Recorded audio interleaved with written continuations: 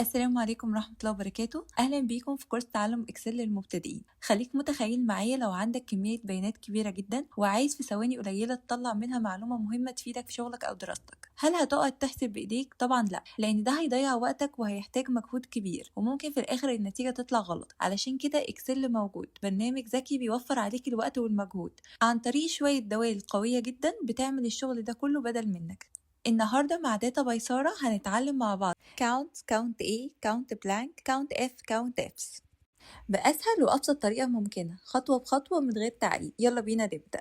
خلينا نبص الأول على الجدول اللي قدامنا ده. عندنا عمودين، في عمود اللي هو الفروت وعندنا عمود تاني اللي هو الأماونت. لو جينا نبص على أول دالة موجودة معانا اللي هي الكاونت، ودي أبسط واحدة بتعد الأرقام بس، أي حاجة مش رقم إكسل بيتجاهلها كأنها مش موجودة. لو جينا نجربها وقلنا يساوي كاونت ونبتدي نسلك الجدول كله ونقفل القوس ونقول انتر، هنبص نلاقيه اداني رقم 17. ايه رقم 17 ده؟ معايا سلكت على الجدول كله. رقم 17 ده لأن دالة كاونت بتعد الارقام بس، يعني بتعد الخانات اللي موجود فيها ارقام بس. خلي بالك هي بتعد الخانات مش بتجمع، يعني كاونت هتعد لي الخانه اللي فيها الرقم وتبتدي تديني ايه اجمالي العدد بتاعهم. لو جينا نبص على كاونت ايه هنلاقي ان كاونت ايه دي بتعد الخانات اللي مش فاضيه، اللي هي نون بلانك. يعني ايه نون بلانك؟ يعني خانه مش فاضيه. يعني لو جينا هناك مثلا مسحنا الخانه دي وخليناها فاضيه، نيجي بقى نجرب داله كاونت ايه، هنقول يساوي كاونت ايه ونيجي نسلك الجدول كله. هي هتعد الخانات كلها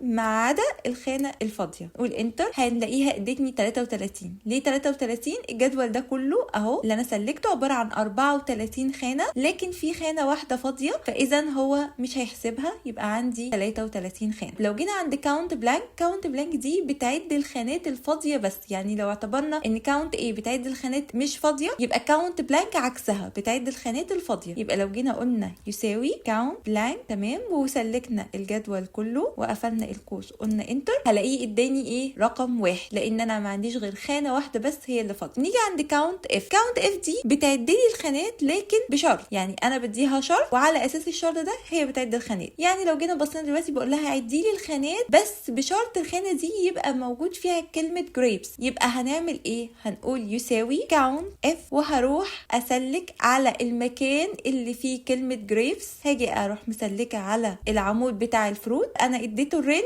اللي هو هيدور فيه واعمل الكما. بيقول لي كريتيريا، يبقى انت عايز تدور على اساس ايه؟ على اساس كلمه جريبس. واقفل القوس واقول انت. هبص الاقي اداني رقم 3. ليه رقم 3؟ لو بصيت هنا هتلاقي ان كلمه جريبس جت عندي 3 مرات في الجدول. لو جينا بعد كده كاونت اف يعني عد بس لو كانت دي موجود فيها كلمه اورنج او ابل. دي هنحسبها ازاي بقى؟ طالما عندي شرط يبقى انا هختار كاونت اف. هيدور فين؟ هيدور في الفروت. هيدور على ايه؟ اول حاجه هيدور عليها الاورنج. هكتبها له بايدي زي ما هي مكتوبه بالظبط في الجدول عندي. ده اول شرط. اقول له زائد لان هو عايز الاورنج او الابل، يعني بالتالي لو لقيت اورنج او ابل عدهم. يبقى انا قلت له اول شرط ان انت لو عد ده لو لقيت ايه اورنج، وهقول له تاني شرط لو لقيت في الجدول ده كلمه ابل، واقفل له ايه القوس واقول انتر. هبص الاقيه اداني رقم 7، لان انا عندي اهو الاورنج ادي 1 2 3 وعندي الابل ادي 1 2 3 4، يبقى مجموعهم ايه 7. طب بيقول لي اعد خانات اللي كمياتها اكبر من او تساوي 500. يبقى انا هاجي اقول له برضو كاونت اف الكميات. يبقى انا هروح على العمود بتاع الكميات اهو، هتعد على اساس ايه الكريتيريا اللي هتعد على اساسها؟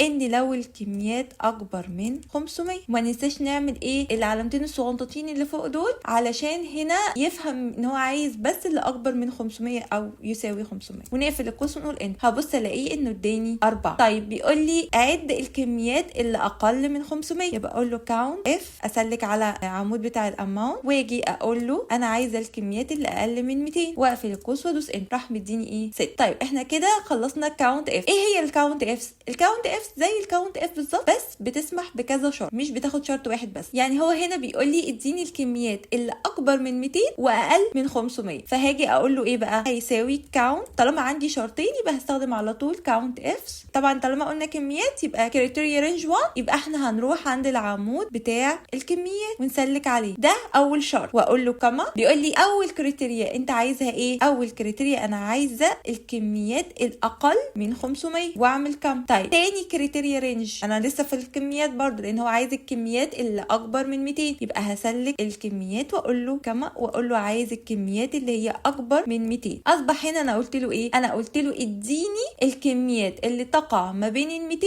وما بين ال 500. تمام، واقول له انتر، هيديني رقم 6. اذا هو حسب هنا الكميات اللي تقع ما بين ال 200 وال 500. اللي بعده بيقول لي ايه؟ احسب لي الخانات بتاعه البنانه لما كانت الكميه اكبر من 200. يبقى انا كده عندي ايه؟ شرطين. بقول كاونت افس اول كريتيريا اللي هي ايه؟ البنانه. يبقى انا هاجي هنا عند الفروت واختار العمود بتاعها واقول كما، واقول له انا عايز البنانه، وطبعا لازم اكتبها بنفس الطريقه اللي مكتوبه هنا، واعمل كما تانية. وبيقول لي الكريتيريا رقم 2 اللي هي الاماونت، بقى ان انا عايز الاماونت يكون اكبر من 200 كما، واقول له اكبر من 200 واقفل القوس واقول له ان. راح مديني رقم 3. نيجي نشوف كده البنانه اللي اكبر من 200. ادي عندي اهي 254، يبقى دي اكبر من 200 كده واحد، وعندي 253 اكبر من 200 و234 اكبر من 200. يبقى اذا ايه؟ عندي 3 بنانه اكبر من 200. بيقول لي احسب لي الابل لما كانت كميتها اكبر من 200 واقل من 500. يبقى انا كده عندي كذا شرط، هقول له ايه؟ كاونت افس. تمام، اول كريتيريا ان انا عايز اول حاجه ان هي تكون ايه؟ الحاجه اللي بدور عليها ابل، فاقول له ولازم اكتبها بنفس الطريقه اللي مكتوبه بيها. اول حاجه ان انت هتدور على الابل. تاني حاجه هتروح على الاماونت، تشوف الاماونت اللي اكبر من 200 تاخدها معاك، ده اول شرط. الشرط اللي بعده ان لازم الاماونت دي تكون اصغر من 500، واقفل القوس واقول له انت، هيديني 2. طب نبص على الابل كده، هلاقي ان الابل هنا اكبر من 200 فعلا واصغر من 500، يبقى دي هتبقى معانا. طيب الابل هنا اكبر من 500 مش تبقى معانا. الابل هنا اقل من 200 يبقى برضو مش تبقى معانا. الابل هنا اكبر من 200 واقل من 500 يبقى معانا. يبقى فعلا احنا عندنا 2 في الجدول ده بيطبقوا الشروط اللي احنا عايزينها. وبكده نكون قدرنا ان احنا نشرح الدوال بتاعتنا اللي هي الكاونت والكاونت A والكاونت بلانك كاونت F والكاونت Fs. الخلاصه كاونت بيعد الارقام بس، كاونت A بيعد اي خليه مش فاضيه، كاونت بلانك بيعد الخليه الفاضيه، كاونت F بيعد بشرط واحد، كاونت Fs بيعد باكتر من شرط. لو عجبكم الفيديو ما تنسوش تعملوا لايك واشتراك وتفعلوا زر الجرس، واشوفكم ان شاء الله الفيديو الجاي.